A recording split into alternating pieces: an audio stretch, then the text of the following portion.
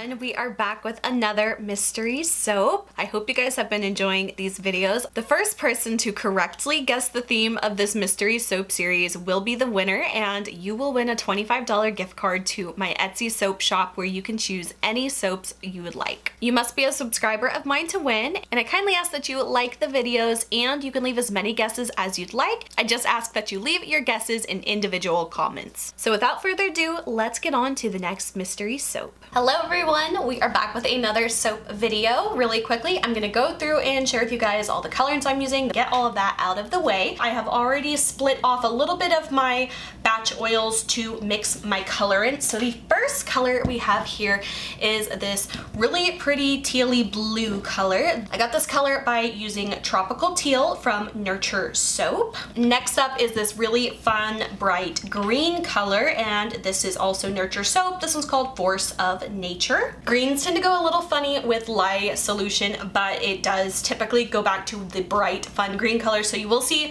a really interesting sewagey green color shift, but don't worry. And the third accent color I have is this bright orange color. This is from TKB Trading. This one is called Yellow 6 Lake. So those are the three accent colors today. And as always, I have my base oils here and my lye water solution here. I have already added my sodium lactate to my lye water solution, and I have also added my white titanium dioxide to the lye water because I want to color the rest of this white and lighten up my accent colors just a little bit, so when I pour those off it'll already have the white in there. Alright, so we're ready to combine the lye water solution with the base oils. I have not added my fragrance oil yet. Again, I'm gonna put those in at the end after I've mixed the colors thoroughly. All right, now using my stick blender, I am going to blend this just till emulsion.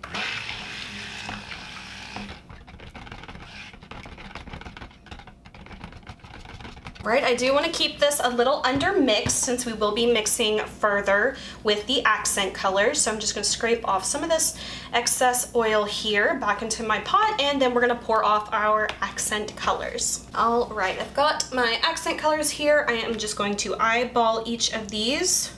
I want to try to keep the accents pretty equal. I do want to reserve a good amount of white too, so I don't want to get too much of the accent colors. All right, then I'm going to mix each of these up. You will see the colors will go a little bit lighter, obviously, with adding the white soap batter. All right, so those are the three accent colors here. Now I'm going to add in my fragrance oil to each of these soaps. And I am going to start by just mixing these in by hand. I don't want to accelerate my batters, especially whenever I have several accent colors that I'm working with. I never want to get ahead of myself because I do that all the time and it just makes me stressed out. You can see that fragrance oil kind of makes these look a little bit duller, but that is okay. See, once I mix it in, that blue is coming back to where I want it. All right, and we're going to be doing a drop swirl with these. So I do want to let these colors thicken up just a little bit, and I do want to make sure I get this orange color mixed in pretty well. I have had problems in the past with not mixing it very well, and the color speckles a little bit in the final bar soap, which isn't the worst thing in the world, but I would like to try to avoid that or minimize it as much as possible. So I'm just going to do a really, really quick stick blend with this, not long at all.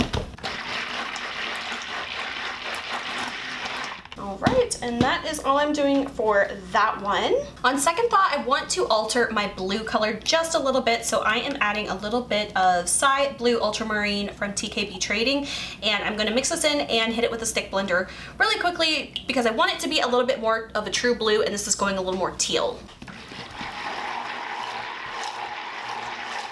All right, I am much happier with that blue color now. All right, I have to say this fragrance oil is behaving very, very well. It is not accelerating my batter And I kind of want this to thicken up a little quicker, so I might actually stick blend my accent colors just a little bit to get them a little bit thicker quicker. But again, it's always a fine line, don't overdo it. If I were to pour these now at the consistency that these are, it would model together and the colors would really, really run together. And since I do have two complementary colors here, I do not want those to blend together because these two colors will kind of create a yucky, neutrally brown gray. And I don't want that to happen, so I definitely want to let these thicken up a bit so that they will hold their own. Okay, I think I've got them about where I want them. They're still a little bit on the thin side, but I don't want to wait too long and have them thicken up too much on me. So I am going to start doing my drop swirls.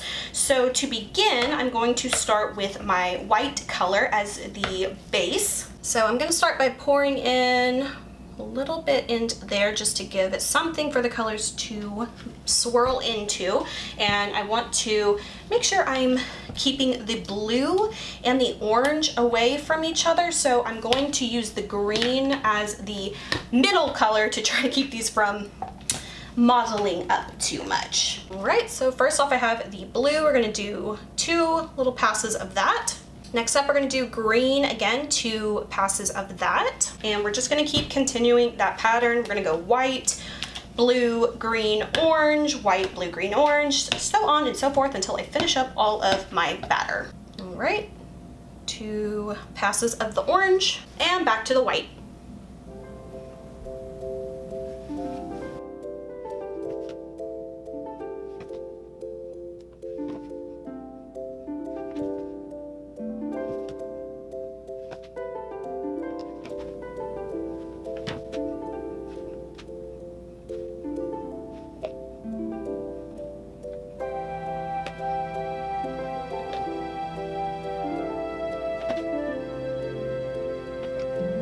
Okay, I have got all of the soap in there. I do want to kind of just flatten this down just a little bit. This is going to be the top of the bar of soap, so no one's going to see this part. So if it gets a little mottled, that's okay. I just want to kind of clean up these edges, get it a little flatter. So now I'm gonna set this aside and we're gonna get started on the soap frosting. Okay guys, we are back with the soap frosting. I just went with a kind of light whitish kind of color. It's a little bit more of a buttery yellow, but I'm hoping that when it dries it'll be a little more of a white color, but if not, that's okay. So I've got my frosting here and we're gonna pipe the top of the soap now.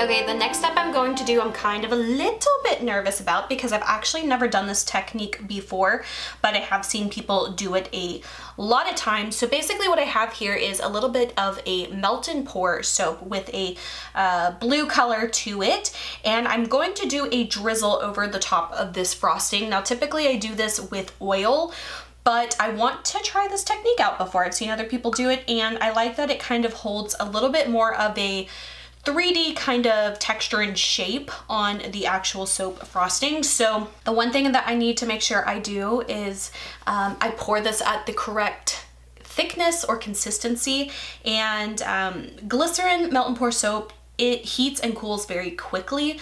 So there's a very small window of having like that perfect temperature to pour this, and like I said, I've never done this before, so I don't want to pour it too hot, otherwise it'll just run right off the sides. So I need to make sure it is thick enough to hold its shape but still thin enough to be pourable and drizzle back and forth. So I'm really just kind of eyeballing this, and I am shaking this around to try to keep it mixed together and not develop a little skin on top. So I can tell this is starting to cool off a bit and thicken up, and I'm kind of scared I could either mess this whole thing up or not. So, okay, I've already missed my opportunity now. I'm trying to pour it and it's a little too thick. I'm gonna go pop this back in the microwave really quick for probably 6 seconds. That is one of the good things of glycerin soap though. You can reverse the temperature and reverse the consistency and the thickness that you can't do with a cold processed soap. Okay, we're gonna go ahead, we're gonna try a little bit. I'm just going to kind of do a little passes over here. I don't want to add too much because I don't want it to run over the edge too much. I am going to get a little bit of runnage, spillage, whatever you want to call it. And again, I don't want to put too much because I still want some of that white color to show through. This is pretty cool though. I did get a little bit of a spillage over here, but luckily I will be able to kind of pick it off and kind of slice off any of the extra runoff, but that actually turned out pretty good. I like it. It almost gives it like a gel glaze kind of look, which is perfect for what I'm going for with this bar of soap. So now we're gonna move on to the embeds.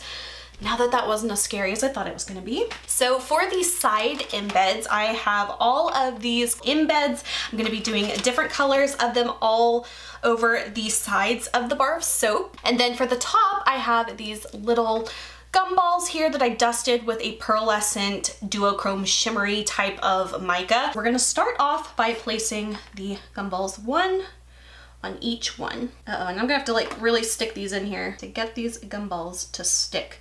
There was one thing I didn't think about was how the melt and pour was gonna play on the tops. I probably shouldn't have put it on the tops of the soap because it is kind of creating a little bit of a skin there. Well, I live and I learn. So next time I will either need to put the embeds on the soap first and then do the drizzle. Okay, that was a little bit of a learning process, but now I'm gonna go ahead and add the little soap sodas. Again, like I said, we're gonna do a different color soda on each one. You know what it is? It's kind of like adding like a caramel shell topping to your ice cream, and it is kind of creating a little bit of resistance between the embeds I'm trying to place. Hopefully I can get these on here well enough. A learning process that I did not foresee with doing that type of drizzle with the melt and pour soap, but hopefully it will all turn out all right. Kind of have to vary my pattern just a little bit to make sure I'm not getting the same color bottles on each side. I want them to be different for each soap. So kind of breaking my pattern here and just going with whatever color I feel would look best on the soap. Okay guys, this was definitely an interesting soap to create. I think that overall it still turned out great, and I can't wait to cut the soap and see what the inside of it looks like, but I'm really happy with the outside design of it. I feel like it looks so adorable. So we're gonna let these soaps set for a few days and we're gonna come back and cut these open and see what they look like on the inside. All right guys, we are back and ready to cut this soap. I am so excited to see what the inside of this looks like. I'm hoping it turned out good. I always get nervous with swirls because sometimes they turn out really good and sometimes they're a little different than what I expect. So I hope that these turn out good. So we're gonna go ahead, and I've got my soap cutter here. This one's still moderately soft, but it is definitely hard enough to cut and shouldn't give me too many problems. So I'm gonna go ahead and line up this first soap here. And we are going to make the first cut. All right guys, moment of truth. Ooh, this is kind of cool. Okay, so here's what the first cut looks like. One thing I don't like, you can tell I poured a lot of green right there and a lot of that orangey red color right there. Kind of wish those were a little bit more of a thinner pour, but apparently you can see I poured a large amount of it there, but that's okay.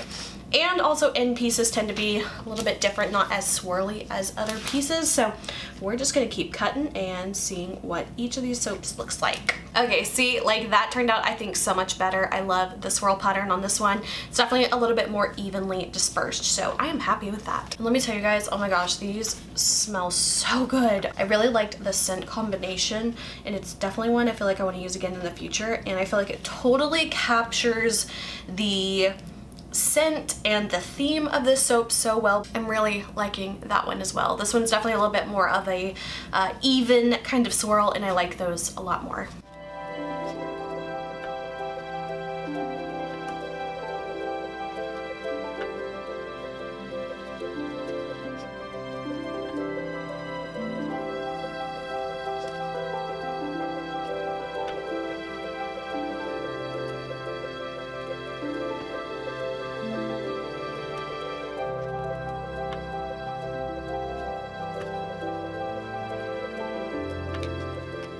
Alright guys, so definitely leave your comments below if you have any ideas at what this soap design is representing. Alright guys, and here is the hint for this mystery soap.